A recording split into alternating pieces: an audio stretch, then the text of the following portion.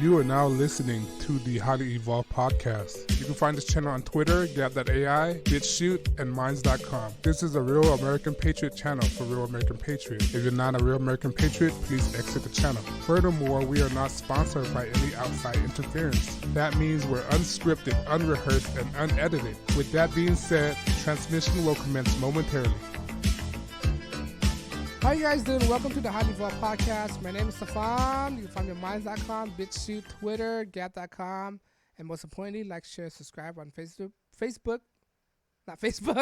Like, share, subscribe on YouTube. I'm on a different platform. I don't even have a Facebook account, guys. I'm sorry for that. But like, share, subscribe on YouTube because we're writing this until the wheel fall off, right? And this article, if you don't know my channel by now, is very anti-socialism, anti-Marxism, anti-communism. And this is an article from Zero Hedge, all right? I want to show you guys, all right? Give me 1 second. Let me pull this thing up for you guys now, all right? Cut through the BS and go straight to the story. I want to show you guys, all right? But give me one moment. Your time is very appreciated. All right, without you guys, I will not have this podcast. All right, 1 second. I appreciate your patience, all right? There you go. Socialism, a man-made Malthusian trap. How do you pronounce that? Malthusian trap. I guess I just pronounced that right. Despite significant economic progress since the ancient time, most people in agrarian society continue to live at a substantial subsistence minimum until modern time. It's late at night, guys. I hadn't had coffee. Subsistence minimal until modern time.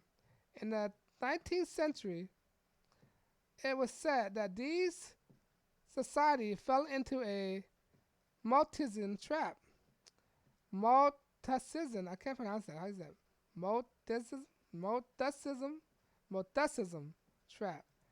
Describe a situation that keeps population growth in line with available resources.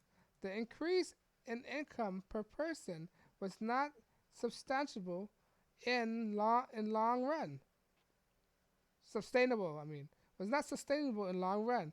Economic growth was inevitably consumed by population increase. Wow.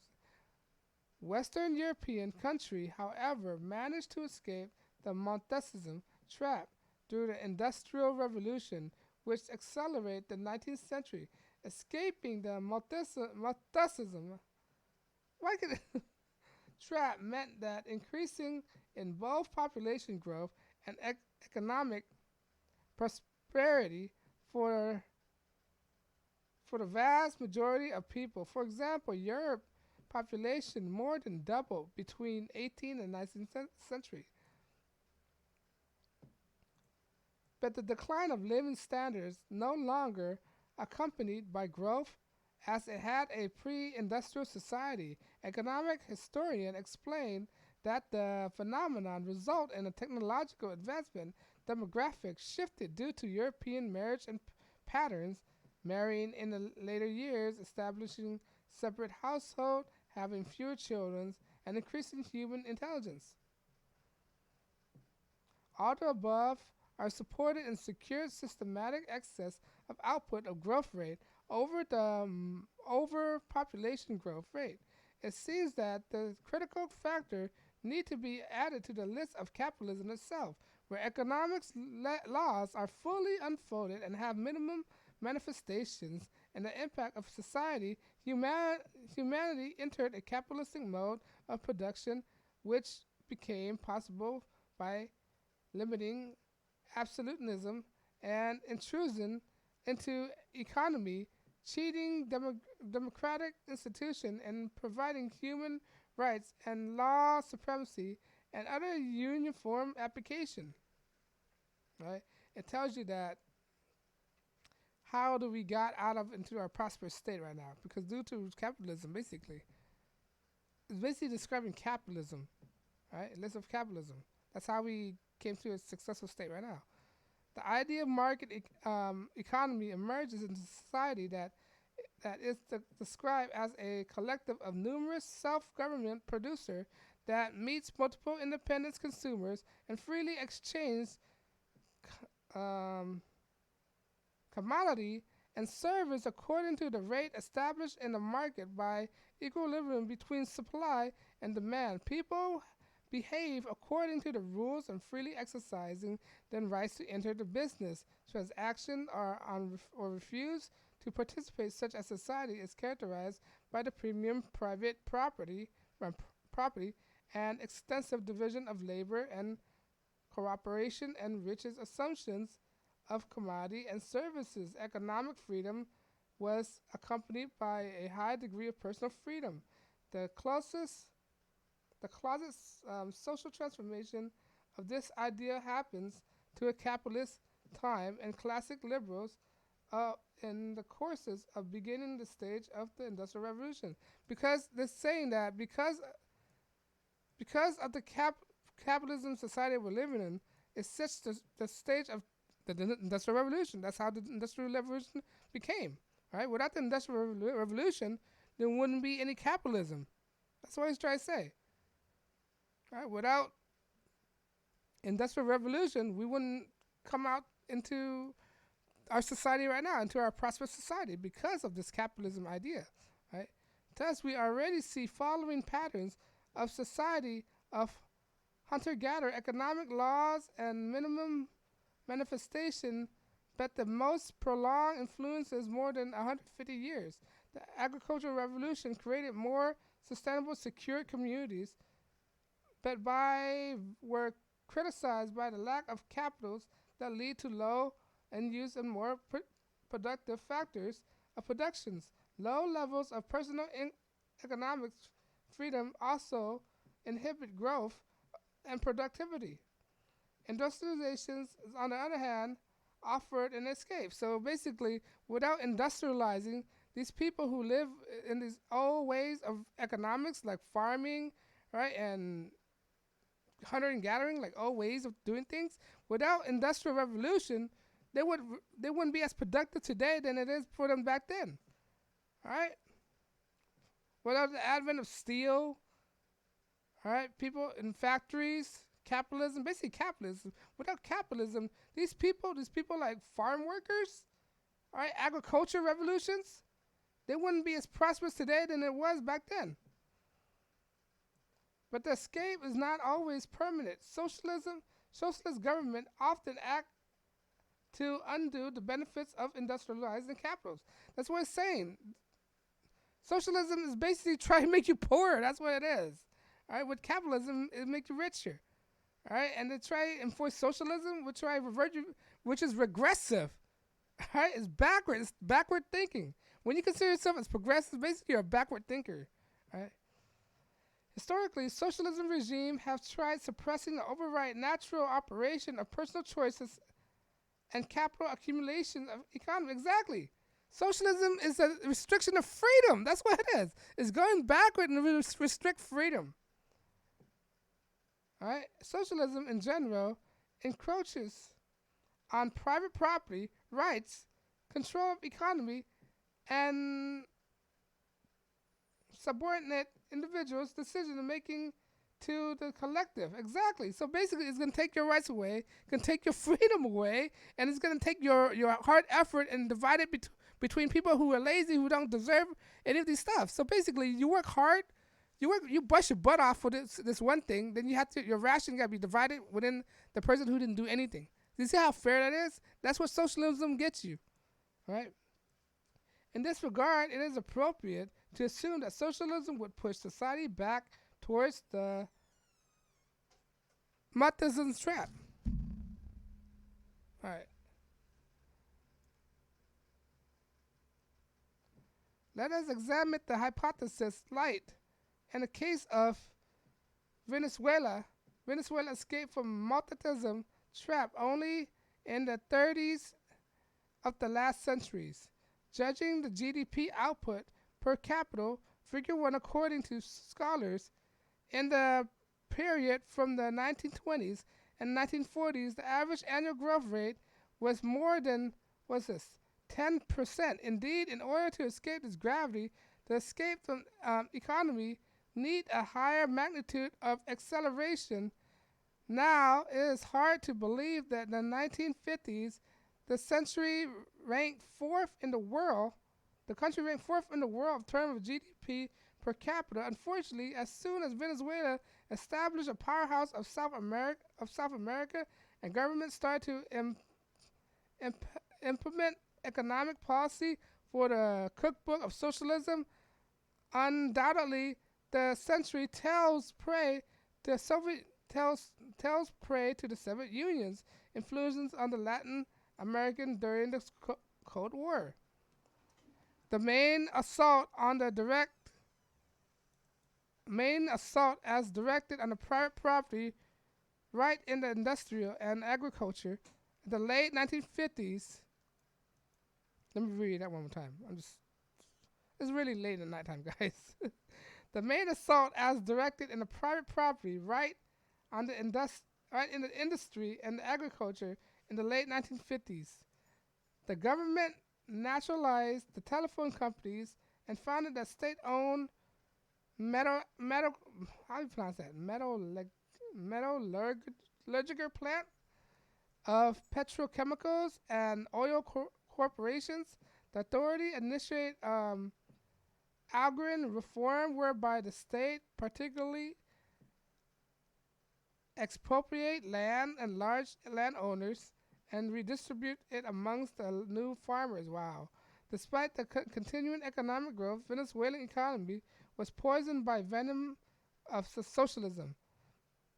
By the 1970s, Venezuelan was mixed economy and a significant share of the state-owned enterprises, most valuable sectors, which were controlled by the Central Planning Agency. Even new government doubled down on the implementing socialism measures and a way solving a socio-economic issue facing society. It was continuous trend of nationalizations of industry, controlling prices of minimum wage, unionizations, the imposition of new taxes, and administration exchange in the interest rate. Basically, Venezuela was very prosperous before, right? Venezuela was very prosperous, right, until they implemented socialism. Because they implemented socialism, they revert back to the way it was before, and they were not even prosperous anymore. So they're being regressive because they implement socialism, right? The high revenue of the oil boom fueled the economy. However, the government went on in enormous spending spree. People and the remaining businesses became a live out of the state generosity. So people were dependent on the state rather than creating wealth for themselves. So basically, people just depend on the state. They're a welfare state. In the 1980s, the economic growth stalled, and the next decade, Venezuelan economy experienced a stagnation.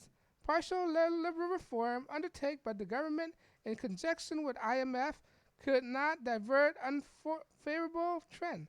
Several fruitful years in the mid-2000s due to the super profit of unprecedented prices for petroleum products was the latest breath before the economy went to a nosedive. After the market correction, the economy was exhibiting negative growth, hyperinflation, extreme impoverishment of the population, deficit basic food and consumer products. How can one explain such unfortunate events? Socialism adversely affect personal and economic freedom and essentially component of socio-economic system, and such to universal natural economics law. The implementation of socialistic measures inhibited the natural flow of market forces in official economic sphere and funneled them to the shadow. That's what happened. Look at this graph right here. They were this high. They were going this way. 2000. They were going up. In 2013, this is when Hugo Chavez died. This is when Maduro took over. This went down. All right. Venezuela have fallen into the man-made socialistic I can't pronounce that word, man. Malthusianism trap. The socialistic Malthusian trap is a condition of political, economic zagwang when entering consecutive move led to even worse situation. Whether the government does in the framework of the social ways of thinking, it will have accumulating negative effect on the people. Well-being Venezuelan entered a territory of humanitarian crisis, which manifests itself in the widespread of hunger, weakened health care. Gregory Clark, A Farewell to Elms, A Brief Economic History World, determined that the average daily energy intake for food per capita is about 2.3 thousands or less, or 2,300 or less. As the typical of these social system that does not escape from the Methodism trap, at the same time, who established a 2,100 calorie minimum daily. Right. So people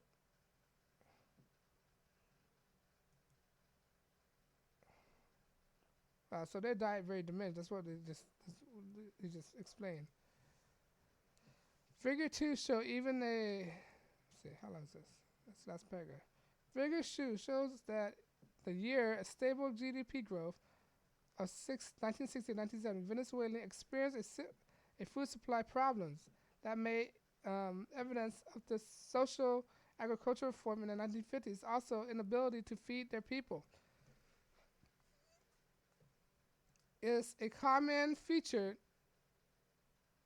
of the socialistic regime.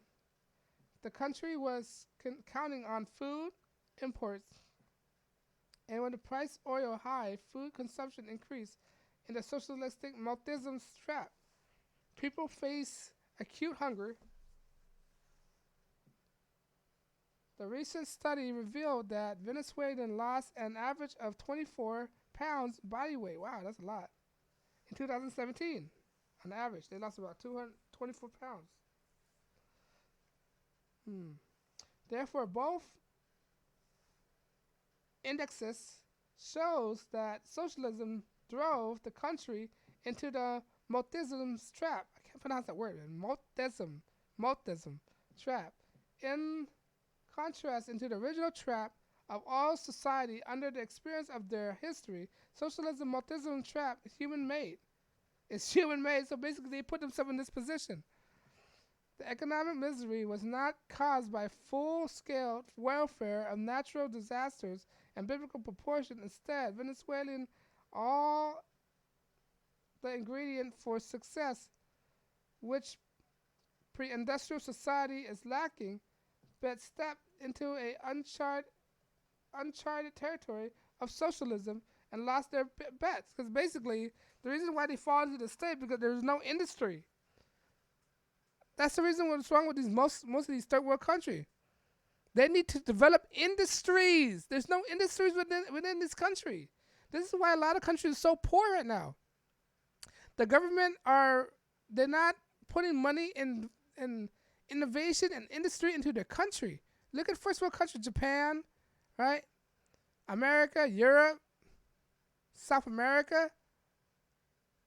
They have different industries within this poor country. They have industry, and for Venezuela's cases, they never established any industry.